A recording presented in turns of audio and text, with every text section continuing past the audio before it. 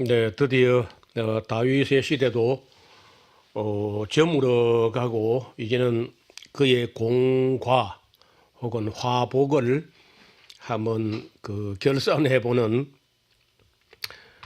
그런 시간이 왔습니다. 우리도 얼마 살고 나면은 우리 인생을 총결산해 봐야 되는 그런 날이 속히 옵니다. 그날이 멀리 있다 하고 준비 없이 그냥 뭐 바쁘게 살다 보면 자기를 돌아볼 시간도 없게 되는데, 우선 우리 일은 또 우리 일이라도 지금 현재 사무엘 하서 그 종장에 이르게 되면은 다윗의 노년, 다윗의 말년 이야기가 나오는데, 돌아보면은 세상의 일이 뭐 쉬운 일이 없지만은 천하의 다윗 같은 그런 위대한 인물에게도 쉽지 않은 게 있어요. 두 가지가 있었는데, 하나는 첫째가 자녀 교육이었습니다. 애정 문제가 쉽지 않았고, 또 자녀 교육은 정말 마음대로 되는 게 아닙니다. 뭐 사무엘도 그랬고 다윗도 그랬고, 그 유명한 뭐 다윗의 아들 솔로몬은 어떻습니까? 솔로몬이 그 많은 지혜를 가지고도 자녀 교육은 뭐 거의 실패한 것 같죠. 다윗의 장자 암논은 배다른 누이 동생 압살롬의 다음에 난 다말을 연애하다가 그를 급간해가지고 그 오라버니 압살롬에게 원한을 사가지고는 결국은 동생 압살롬 손에 맞아 죽었죠. 다윗에게 있어서 이게 얼마나 큰 아픔이에요. 또 압살롬이라는 녀석은 아비에게 칼을 들고 덤비는 그런 녀석이거든요. 그리고 뭐 아들들이 그래 하거든. 하물며 정권을 빼앗겼던 베냐민 지파 사람들 중에는 또 뭐 반역하는 사람이 있는 거죠. 다윗의 정권이 안정돼 있을 때는 아무 일이 없는 것 같이 보였지만은 압살롬의 반역에 가담하는 그 아이도벨이나 게라의 아들 시므이, 그 베냐민 지파거든요. 권력을 가지고 있던 지파에서 유다 지파로 권력이 이양되고 나서 그 베냐민 지파 시므이가 뭔가 불만을 품고 그랬다가 다윗이 어려움 당할 때 그렇게 독한 말로 저주하고 티끌을 날리고 돌멩이를 던지고 그런 모습을 본 거죠. 시편에 보면은요, 다윗이 말하기를 하나님이 천하의 모든 사람 다 거짓말쟁이입니다, 이런 말을 해요. 그러한 때 다윗이 쓴 시가 있는데, 그 시편 중에는요, 딴 사람이 쓴 것 같지가 않고 다윗이 쓴 것 같은데 저주시가 있습니다. 얼마나 다윗 주변의 사람들이 다윗의 마음을 아프게 했던지 저주시를 쓰는 거예요. 우리가 뭐 어지간하면 우리 저주시는 안 쓸 것 같은데 다윗은 뭐 그런 것도 썼다는 거예요. 더 놀라운 것은 사람의 연수가 자기 집안 식구라는 거예요. 그 아들이 칼을 들고 덤비잖아요. 그리고 또 다윗이 늙었을 때는 또 다른 핫깃이라는 다윗의 아내 소생, 다윗의 아들 아도니아가 또 반역하는 것을 볼 수 있죠. 그래서 다윗이 뭐 우리는 그저 승승장구하고 행복하게만 한 줄로 알지만은 실제로는 그렇지 않았다는 거예요. 다윗이 불륜을 저질러서 얻은 아들 솔로몬을 자신의 후계자로 세워야 했다는 것은 다윗에게 있어서 정식으로 결혼해서 낳은 여인에게서만 19명의 아들들이 있었는데, 그 많은 아들들 중에서 진정으로 백성들의 목자가 될 만한 그런 그 아들은 없었던 것 같아요. 겨우 하나 이제 그게 불륜의 관계 태어난 솔로몬이 그래도 그 중에서 괜찮았던 것 같아요. 그러나 뭐 솔로몬도 나중에 하나님의 은혜로 참 지혜를 얻고 했지만은 형편이 타락하거든요. 그 솔로몬이 성전 짓고 나서 그저 얼마 있다 타락해요. 성전 짓고 할 때는 뭐 성전 짓는데 온 마음을 기울이고 그래 했지만은 그런 대역사가 끝나고 나다 바로 그저 시험에 들고 타락의 나락으로 떨어지는 거예요. 그러니까 다윗이 제가 지난 시간에 다윗의 남자들 하는 그 몇 사람 한 5사람 정도 그 사람들이나 뭐 변치 않고 다윗의 곁에 있지 실제로는 별로 그 다윗의 남자들 중에 그렇게 뭐 다윗이 정말 죽을 때까지 믿을 수 있는 변함없는 그런 사람은 많지 않았다는 거예요. 있기는 있지만은 소수라는 겁니다. 어려울 때 친구가 참 친구라 그런 말이 있죠. 다윗이 정말 어려워서 압살롬의 칼을 피해가지고 요단강을 건너가잖아요. 그래서 요단강 동편에 길르앗 땅에 갔을 때 거기 바실레라고 하는 80이 넘은 그런 노인이 있었어요.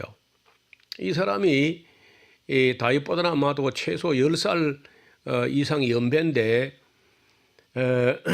그 다윗이 하는 그 정치를 멀리서 가까이서 꾸준히 지켜본 사람이죠. 그 다윗을 아주 따뜻하게 영접했고 다윗도 이제 그 압살롬의 난이 평정되고 나서 예루살렘 돌아올 때 기어이 그 어른을 바실레라는 노인을 예루살렘으로 모시려고 하는 노력을 했지만은 바실레는 그저 조용히 고향에서 죽게 허락해달라 그렇게 원하는 거 볼 수 있어. 그리고 자기 아들 김함이라는 사람이 있으니까 혹 왕의 일에 쓸만하거든 데려다가 쓰세요. 뭐 그런 정도 하고 헤어진 거 볼 수 있습니다. 수많은 사람들이 다 압살롬에게로 기울어졌지만은 끝까지 다윗과 함께 했던 사람들이 들어 있기는 했죠. 다윗은 뭐 파란만장한 삶을 살면서 우여곡절을 많이 겪었지만은 그래도 그는 하나님을 찬양하는 것으로 자기 인생을 마감하는 그런 장면도 우리가 눈여겨봐야 돼요. 그리고 뭐 압살롬이 평정됐다고 예루살렘 돌아오면 또 끝나는 게 아니야. 또 어려운 일이 있었는데 예루살렘에 돌아왔을 때 베냐민 지파 비그리의 아들 세바라는 자가 또 반기를 들고 일어납니다. 뭐 지난번에 말씀드린 대로 시므이도 게라의 아들 시므이도 베냐민 지파고 여기 비그리의 아들 세바도 베냐민 지파입니다. 그러니까 베냐민 지파가 사울 왕이 권좌에 있을 때는 그래도 나름대로 권력을 잡고 뭐 했던 사람들인데 갑자기 뭐 세상이 바뀌고 왕조가 바뀌고 하니까 베냐민 지파의 말로 그냥 찬밥이었죠. 그러니까 은근히 그저 불평 불만을 가지고 있다가 다윗의 정권이 안정될 때는 찍소리 못하다가 다윗이 어려워지니까 막 여기저기서 두더지처럼 막 튀어나오는 걸 볼 수 있습니다. 정치를 하던 사람들, 권력을 가지고 있던 사람들은요, 그 권력을 상실했을 때 아주 힘들어하는 것 같아요. 그리고 또 어려운 일이 있었는데 그 예루살렘 돌아오고 얼마 안 있어서 연달아 3년 동안 비가 오지 않습니다. 우리나라처럼 1년에 그건 뭐 1,500mm, 2,000mm 오던 그런 땅이라도 3년은 고사하고 1년만 비가 안 와도 난리가 날 터인데 그 땅은 본래부터 비가 많지 않아요. 그 유다 남부는 연간 강수량이 뭐 500mm밖에 안 되고 그 북부에 뭐 갈릴리 지방 좀 가야 그래도 연간 강수량 한 1,000mm 정도 오는데 하여튼 뭐 우리나라 비의 양이 강수량이 우리나라의 한 절반밖에 안 돼요. 그런 땅에서 연 3년간 비가 오지 않으면 정말 힘들죠. 그래서 이게 무슨 일인지 하나님께 기도해보자 하고 기도해서 응답을 받았는데, 아이고, 기브온 사람들이 말이요. 그 여호수아가 왜 쏘가가지고 뭐 떡덩이에 곰팡이 났다 그러면서 그 사람들입니다. 그 이제 어차피 유다 사람들 함께 섞여 사는데 사울 왕이 또 무슨 또 그 민족주의적 열심이 있어가지고 그 기본 사람들 다 죽이려고 했다가 다 죽이지 못하고 이제 몇 사람 죽이고 했던 일이 있었는데, 그 원한이 하늘에 사무쳐가지고 그들의 원한이 풀어지기 전에는 하나님께서 비를 내릴 수 없다는 거죠. 그래서 다윗이 그 기본 사람 불러가지고 우리가 어떻게 해야 그대들이 우리를 위해서 이 백성에서 복을 빌겠는가 하고 물었더니, 우리의 일은 사울과 우리 기본 사람들 사이에는 돈과 해결이 안 된다는 거예요. 그 돈과 해결했는데 뭘과 해결해야 되는데, 그 사울의 자손 중에서 남자 7명을 내달라는 거예요. 뭐하게? 목매 달고 그러고 나서라야 당신들에서 복을 빌겠다. 그거 참, 아니 다윗이 지금 이 화해하는 측면에서 혹은 정치 보복으로 빌릴까 싶어서 일부러라도 베냐민 지파 사람들을 섭섭하게 안 하려고 노력하는데, 하필이면 또 그 어렵게 베냐민 지파 사울 가족을 7명이나 내달라는 거예요. 그래서 참 뭐 7명 찾아보는 게 잘 없어요. 아시는 대로 요나단 죽었지, 아비나답 말기소가 다 죽었지, 이스보셋 죽었지, 뭐 사울의 후손이 뭐 있어야 말이지. 그래서 돌아보니까 자기 곁에 자기 항상 밥을 같이 먹고 있는 요나단의 아들 무비보셋이 있는데 장애인이야. 양쪽 다리를 다 절게 되는 그 장애인인데 그것도 아끼고, 요나단을 생각해서 아끼고, 그리고 이제 또 사사치 다 뒤져보니까 사울의 첩이었던 리스바 소생의 남자 둘이 있는데 아들이 알모니와 무비보셋 이 두 사람이 있고, 사울의 큰딸 메랍의 아들들 중에서 5명을 끌어내니까 결국 7명이 됐어요. 그걸 내주니까 이 사람들이 갖다가 잡아 죽여가지고 나무에 달아놓고 그러고 나서 하나님께서 그 땅에 비를 주셨다, 이런 기록이거든요. 한번 생각해 봐요.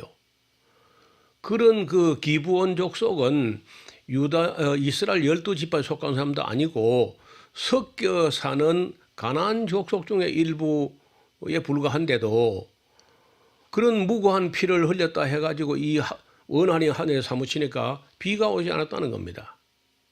여러분, 우리가 이 땅에서 그 옛날 뭐 일제 때 놔두고 이승만 이후부터 전두환 시절까지 이 땅에 억울한 피가 얼마나 흘렀는가 한번 생각해 보셨습니까?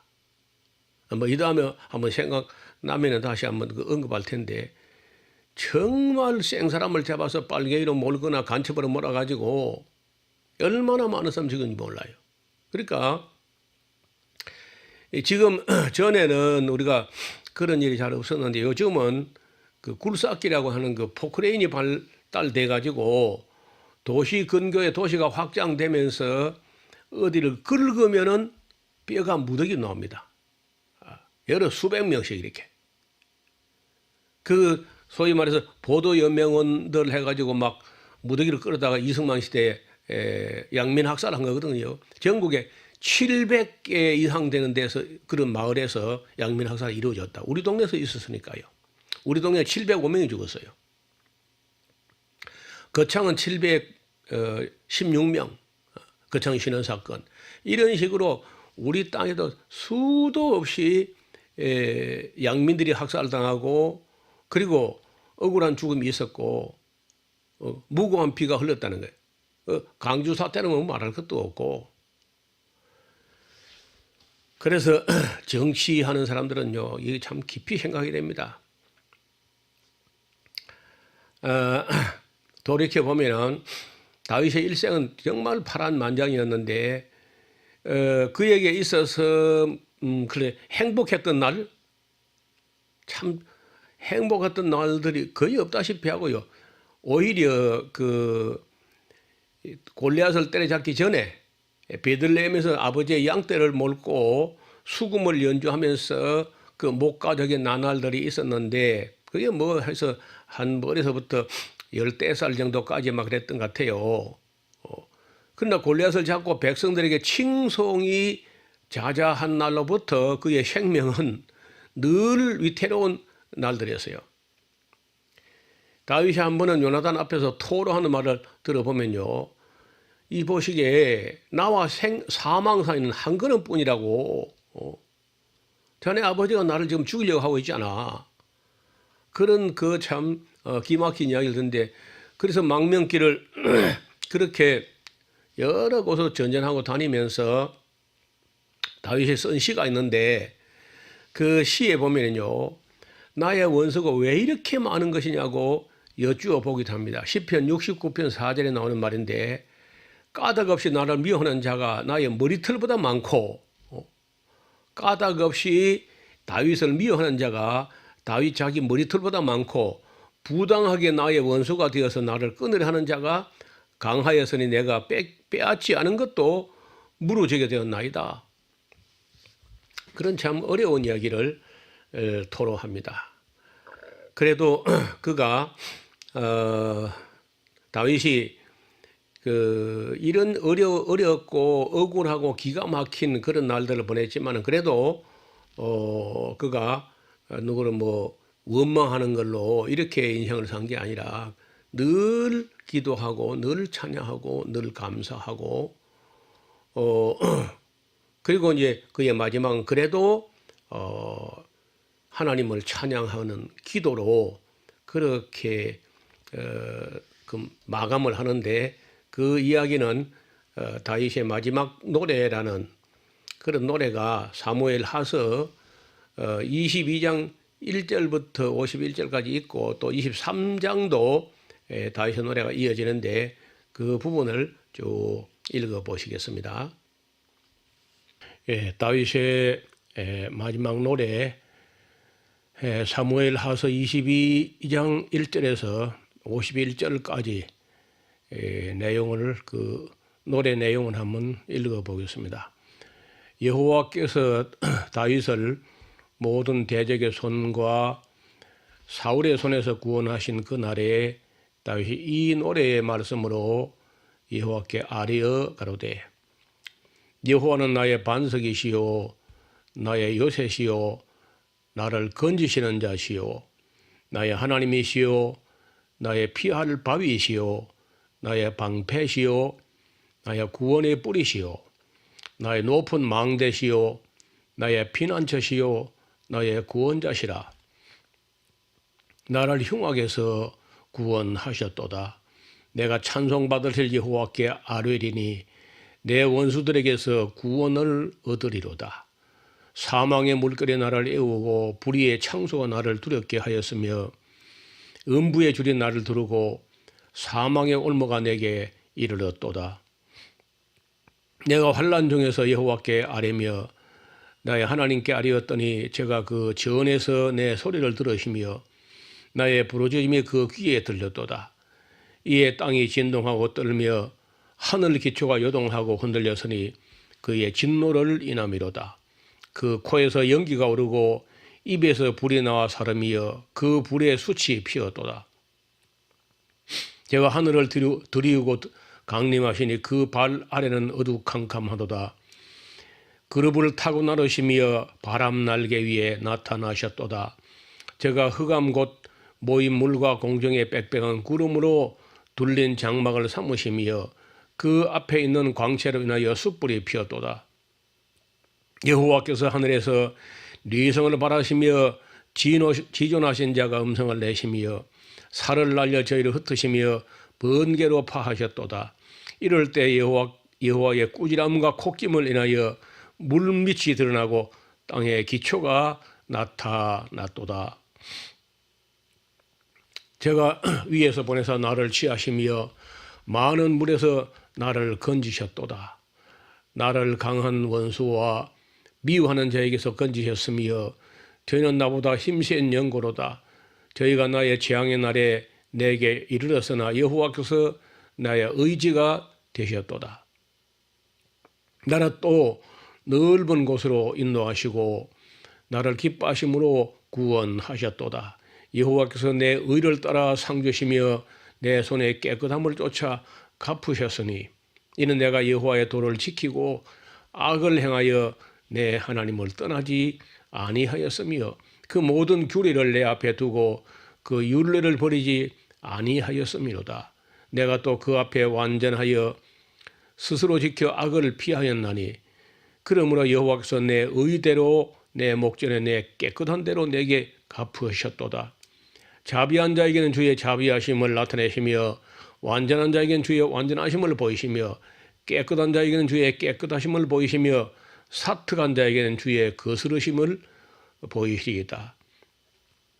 주께서 곤고한 백성은 구원하시고 교만한 자를 살피사 낮추시리이다. 여호와여 주는 나의 등불이시니 여호와께서 나의 흑암을 밝히시리이다. 내가 주를 의뢰하고 적군에 달리며 내 하나님을 의지하고 성벽을 뛰어넘나이다. 여호와의 도는 완전하고 여호와의 말씀은 정미하니 저는 자기에게 피하는 모든 자에게 방패시로다. 여호와 외에 누가 하나님이며 우리 하나님 외에 누가 바이뇨. 하나님은 나의 견고한 요새시며 나를 온전한 곳으로 인도하시며 나의 발로 암사슴 발같게 하시며 나를 나의 높은 곳에 세우시며 내 손을 가르쳐 싸우게 하시니 내 팔이 노탈을 당기도다. 주께서 또 주의 구원의 방패를 내게 주시며 주의 온유함이 나를 크게 하셨나이다. 내 걸음을 넓게 하셨고 나로 실족지 않게 하셨나이다. 내가 내 원수를 따라 멸하여 싸우며 저희를 무찌르기 전에는 돌이키지 아니하였나이다. 내가 저희를 무찔러 피하였더니 저희가 내 발 아래 엎드러지고 능히 일어나지 못하였나이다. 이는 주께서 나로 전쟁케 하려고 능력으로 내게 띠를 띄우시며 일어나 나를 치는 자로 내게 굴복케 하셨사오며 주께서 또 내 원수들로 등을 내게로 향하게 하시고 나로 나를 미워하는 자를 끊어버리게 하셨음이니이다. 저희가 둘러보아도 구원할 자는 없었고 여호와께 부르시자도 대답지 아니하셨나이다. 내가 저희를 땅에 티끌같이 부서뜨리고 거리의 진흙같이 밟아 해쳤나이다. 주께서 또 나를 내 백성의 다툼에서 건지시고 나를 보존하사 열방의 으뜸을 삼으셨으니 내가 알지 못하는 백성이 나를 섬기리이다. 이방인들이 내게 굴복하며 저희가 내 풍성을 듣고 곧 순복하리로다. 이방인들이 쉐미하여 그 견고한 곳에서 떨며 나오리이다. 여호와는 생존하시니 나의 바위를 찬송하며 내 구원의 바위이신 하나님을 높일지로다. 이 하나님이 나를 위하여 보수하시고 민족들로 내게 복종케 하시며 나를 원수들에게서 나오게 하시며 나를 대적하는 자 위에 나를 드시고 나를 강포한 자에게서 건지시는도다. 이러므로 여호와여 내가 열방 중에서 주께 감사하며 주의 이름을 찬양하리이다. 여호와께서 그 왕에게 큰 구원을 주시며 기름 부음 받은 자에게 인자를 베푸시며 영원토록 다윗과 그 후손에게로다 하였더라. 아멘. 자, 이 시편 18편인 같은 나오는 내용은 똑같은데요. 자, 이 노래를 이 사무엘하서 기록자가 앞에서 분명히 말하기를 사울 왕의 그 추격에서 자기를 건지신 날에 노래를 불렀다 해놓고는 이 사무엘서 그 초반에 이 노래를 소개하지 않고 맨 끝에다가 이렇게 노래를 배열한 것을 보면은 이것이 다윗 왕의 치시의 기간에 그냥 쭉 이렇게 기록한 게 아니라 제법 세월이 지나놓고 다윗의 역사를 다시 정리해서 이렇게 편집을 이렇게 했다고 봅니다. 배열을 그렇게 하신 거죠. 그래서 우리는 이 다윗이 그렇게 억울하고 어려운 날에도 절대 선을 행하던 낙심치 않고 악으로 악을 갚지 않고 이렇게 정직하게 살았는데, 그러다 보니까 뭐 억울한 일을 많이 당했죠. 그러나 그가 누구를 불평하거나 원망하거나 그래 하기보다는 마침내 사람들을 보고는 뭐 저주를 하기도 했지만은 하나님께는 역시 감사와 찬양으로 그 인생을 마치는 그런 면을 볼 수 있습니다. 우리도 마지막 때 뭐 우리들도 뭐 일생에 여러 가지 사연과 어려움을 겪을 수 있지만은 그래도 마지막에 우리가 하나님을 찬양하면서 우리 삶을 마무리했으면 참 좋겠다, 그런 생각을 합니다. 이제는 우리가 사무엘 하서를 이쯤에서 정리하고, 또 셈이란 것은 대하설교에서 참고하시고요. 다음 시간에는 우리가 그 다윗 왕 이후에 이제 다윗이 나이 많은 늙으니 이불을 덮어도 따뜻하지 아니했다 하면서 열왕기 상서로 넘어갈 텐데, 열왕기 상서를 좀 읽어 두시면은 다음에 만나서 공부할 때 도움이 되겠습니다. 오늘은 여기까지 하고 인사드리겠습니다. 감사합니다.